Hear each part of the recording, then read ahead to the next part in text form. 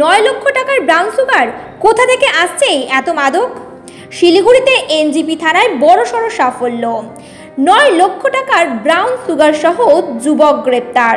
শিলিগুড়িতে ফের বড়সড় মাদক চক্রের জাল ভাঙল পুলিশ।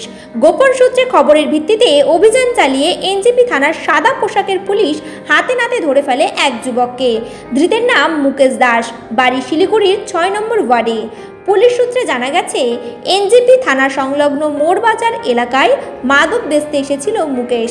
সেই সময় পুলিশের হাতে ধরা পড়ে যায় সে। ধৃতের স্কুটি থেকে উদ্ধার হয় 300 গ্রাম ব্রাউন সুগার, যার বাজার মূল্য আনুমানিক 9 লক্ষ টাকা।